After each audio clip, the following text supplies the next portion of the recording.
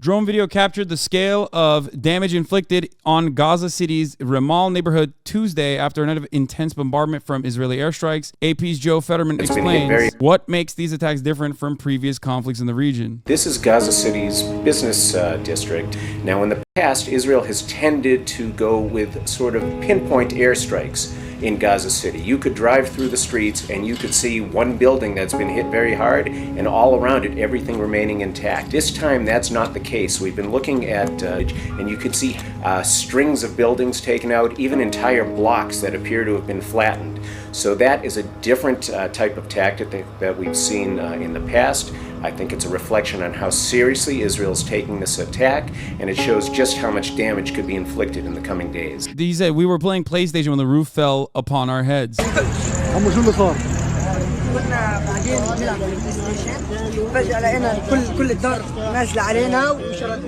It's not complicated. If an Arab population was doing this to a Jewish population, everyone would know what is going on. Everyone would understand it. In the words of the late and great Michael Jamal Brooks, it's not complicated. I have talked about this. This is one of the most deranged fucking institutions that exists. As a Palestinian, I'm telling you to be careful about how vocal you are about your support because of websites like the Canary Mission. Canary Mission documents people in groups that promote hatred of the USA, Israel, and Jews on North American college campuses, and they dox children.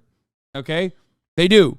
I've talked about this quite a bit before. They are not wrong either, because I remember many students getting outed, doxed on here. It's insane that they go through all these measures to humiliate these people. Kalawas says, Canary Mission doxed me when I was 18, and now the first thing about me on Google is that page calling me a domestic terrorist. Palestinians on Canary Mission have lost their jobs and livelihoods. It is designed to intimidate us out of pro-Palestine activism through harassment and lies. Here's the overview for Kalawash, by the way. Has spread hatred of the police and America on Twitter, idolized a domestic terrorist, and promoted a terrorist organization. Walsh has justified violence, promoted an anti-Semitic campaign, and demonized Israel and Zionism.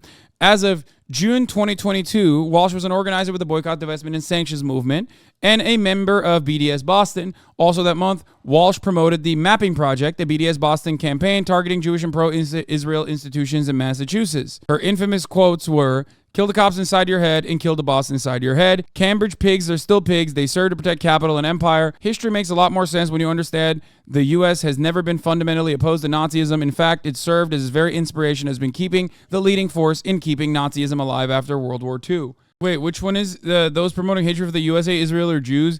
It don't matter, brother. Why is it that this insane doxing apparatus that they've created to dox students, nurses, teachers, and the like, why is it allowed to operate inside of U.S. borders? Why is it allowed to operate in the way that it does? Well, guess what, dude? Not only is it allowed to operate, but it also is fully funded. You know what I mean? There are more than 2 million people in the Gaza Strip, and roughly 1 million of them are children. I don't think there's any way Israel can be expected to coexist or find some diplomatic off-ramp with these savages. I mean, these are people, as you've been reporting and others have seen, that deliberately targeted teenage girls, women, children, the elderly, not just for rape and murder, but Dude, you're a Nazi, okay? There's no two ways about it. You're a fucking Nazi, straight up. You're literally a Nazi. You're a monster. Jake Tapper, in a moment of rare clarity, goes, "There's mostly children in Gaza. What do we do about this?" He goes, "They can't coexist. They have to be eradicated." You can't coexist. They have to be eradicated. They can't coexist. They have to be eradicated. Nuts. I don't think we know the full extent of it yet. I mean, there's more to come in the days and weeks ahead. And you've pointed out to the very difficult challenge ahead. This is going to be incredibly painful. This is going to be incredibly difficult. Oh, it's going to be so challenging. You know, yeah, it's going to be really challenging genociding the Palestinian masses, guys. You don't understand. Oh, man, the difficulties. Oh, the difficulties of genocide.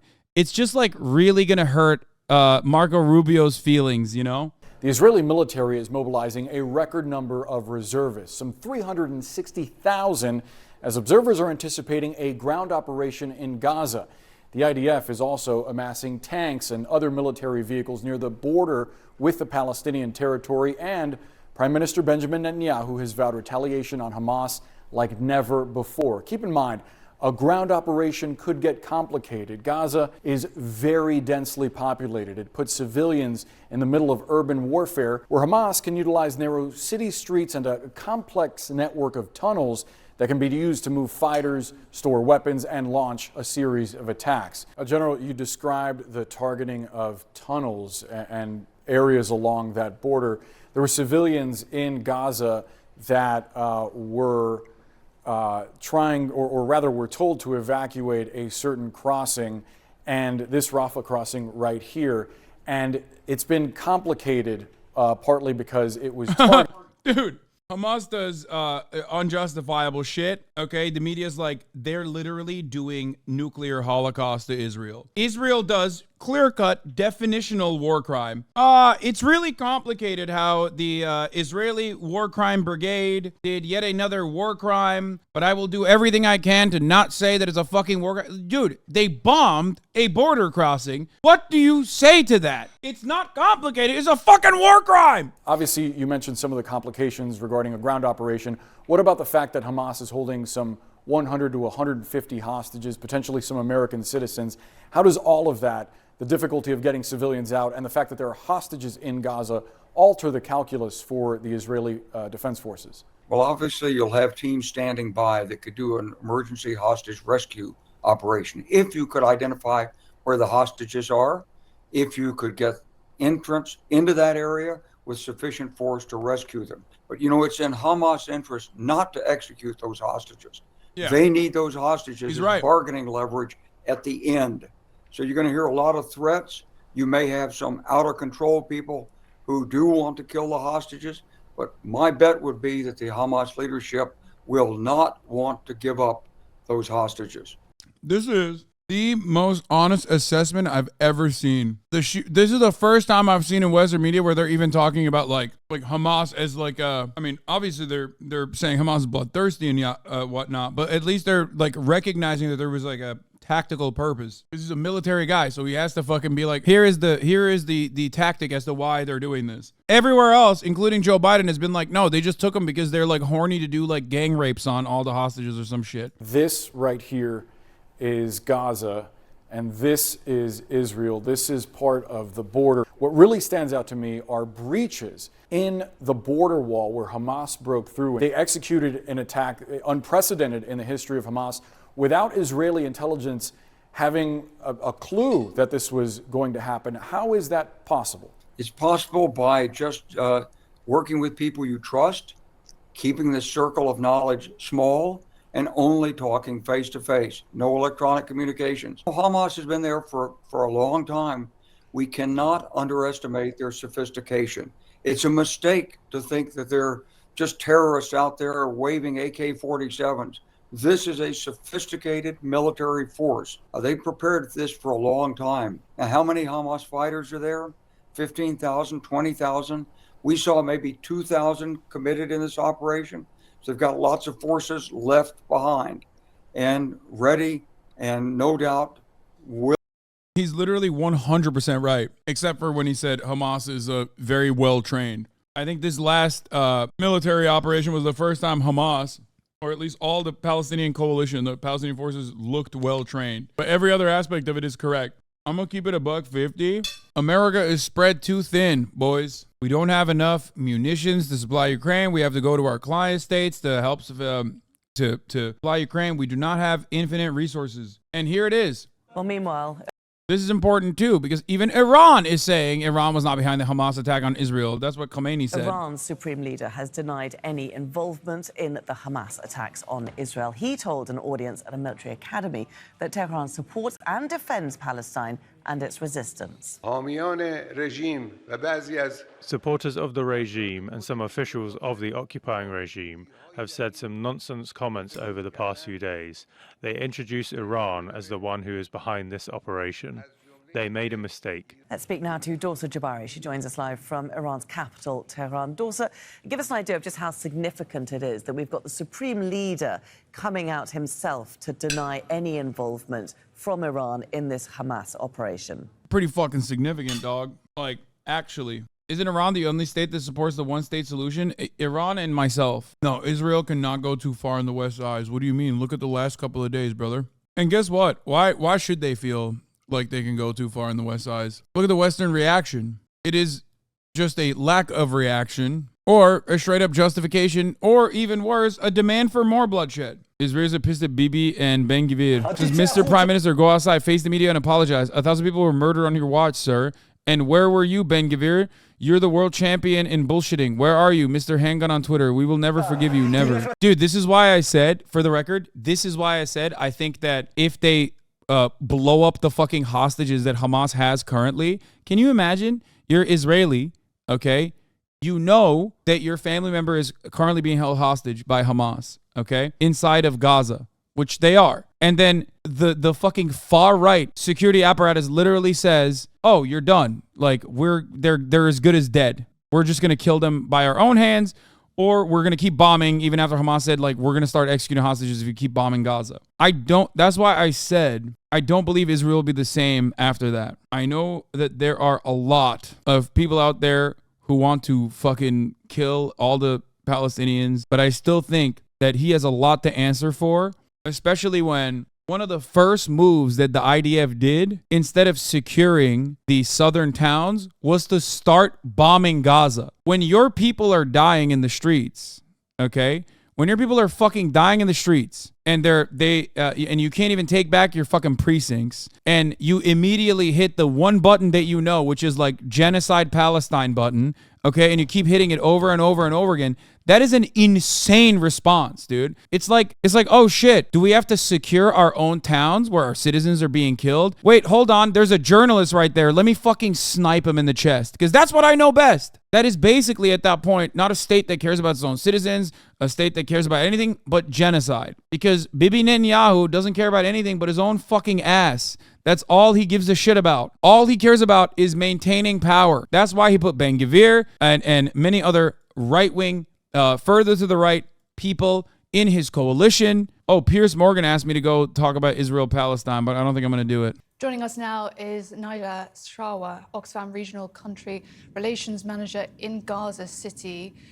I know that yesterday, or certainly earlier this week, Oxfam was warning that what's happening in Gaza would lead to a humanitarian catastrophe. Would you say that's already begun? Yes, hi. Thanks for having me, first of all.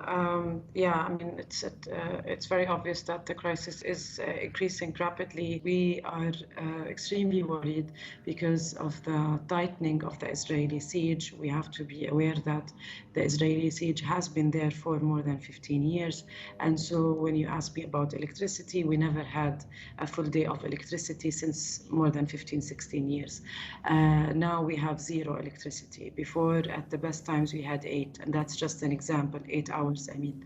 Currently, we are extremely worried about the infrastructure that is responsible for delivering basic services such as water. This is why it's important to come to terms with just not only say electricity was shut off, but to also fully realize what that means. And I think it's going to be very worrying in terms of supplies, food supplies, in the hospitals themselves that are overloaded with injuries and casualties from the bombings. Oh shit. Please don't continue this interview if you feel like you need to go somewhere else for your safety, Najla. Do you need to leave? I think it's fine. Bro, she's like, 1, where's she gonna go? 2, she's like, no, I have a good opportunity as the Oxfam Regional Country Relations Manager to be able to deliver some truth about what the fuck's going on. And what about those Palestinians in hospital who are on life support, and babies and incubators whose life support and incubator will have to... By the way, this is legitimately the same line of questioning that should be asked all the time. This is a good line of questioning to follow anytime an Israeli official that is directly related to the atrocities. They should be called into question, especially because the people that you bring up from the Palestinian side do not have any fucking power. The people in Gaza, you're not talking to Hamas. You're talking to fucking random people living in Gaza, or random Americans living in Gaza. Whereas when you have this conversation with someone like fucking Naftali Bennett, like, you're talking to a dude who got the hands on the trigger, pretty much, or at least like is more complicit than the average person. You know what I mean? Certainly, if you ask a random Israeli that comes on, you know what I mean, like an Israeli citizen that is powerless, if they came on and you were like, what do you think about the violence in Gaza? Like, do you condemn the violence of your government? Like, that would be ridiculous. Obviously, no such consideration exists for every single fucking Palestinian that has ever been on any of these broadcasts. But yes, you absolutely should do this when you have officials in positions of power. And what about those Palestinians in hospital who are on life support, and babies and incubators whose life support and incubator will have to be turned off because the Israelis have cut the power to Gaza? Are you seriously keep on asking me about Palestinian civilians? What's wrong with you? Have you not seen what happened? We're fighting Nazis. We don't target them. Now, the world can come and bring them anything they want. Wait, well, I don't get it. If you're fighting Nazis, why do you not kill them indiscriminately then if they're Nazis, right? I mean, there's no consideration at that point. No civilian casualties, right? I don't get it. If you want to bring them electricity, I'm not going to feed electricity or water to my enemies. If anyone else wants, that's fine. We're not responsible for them. This is the point. But you this keep is the on. point. I want to tell you. No, listen. You listen to me right now. I've heard you enough. No, I understand. We're trying to have a conversation here. Listen, this is my program. This is my show. And I am asking the questions. You're raising your voice. And I've asked you, and we've all... The reason why he's reacting this way is because it is so completely outside of the bounds of expectation. And I am asking the questions. You're raising your voice. And I've asked you, and we've already stopped, please, and let me finish. We've already distinguished between Hamas... I want to tell you, shame on you. You're trying to speak over... We are not... Shame on you. It's nothing about shame. We're trying to have a conversation about a very serious situation here, and you are refusing to address it. Jump over immediately, and again, you absolutely use the not. Palestinian narrative. You are incorrect. They are responsible, because I can tell you that when the UK, absolutely when Great not. Britain was fighting the Nazis during World War II, no one asked what's going on in Dresden. I'm gonna run that back. While also simultaneously, I want you to understand something.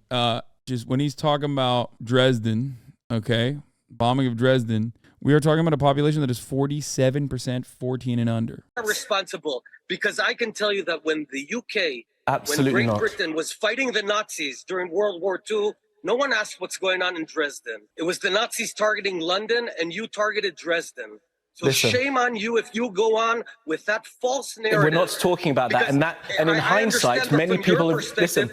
Oh no, he's going to be like, yeah, maybe that wasn't the best example to bring up, because like, was that a good move? More than 2 million Palestinians live in Gaza. About half of those are children. Let's bring in Haneen Okal. She's a Palestinian American from Union County, New Jersey. She is currently stuck in Gaza City with her 3 children. They are 8, 2, and a 2-month-old. They cannot get out. Thank you so much for joining us.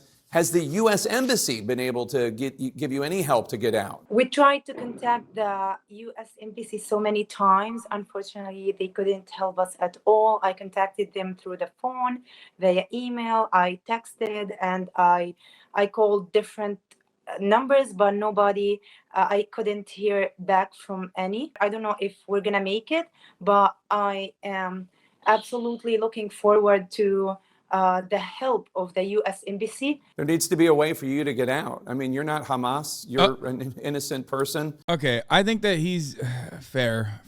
I'll hand it to him. No, he's not stupid. Chat, he's not. He's not doing that because he's stupid. He's playing the role of a stupid guy to show that, like, come on, you're not Hamas, which is he's playing ignorant. He's playing ignorant to tell his audience in the most impartial way possible that this hijabi Muslim woman is not Hamas. He's pulling a classic, like, see, guys, in the audience, there are people out there that are not Hamas that are stuck. Haneen Okal, we have your number. I know that the White House watches this show. The White House can call me, and we will put them in touch with you. You and your kids need to get out safe, and you need to get out safe as soon as is humanly possible. Please stay safe. Stay in touch with us. We're going to do everything we can to help you.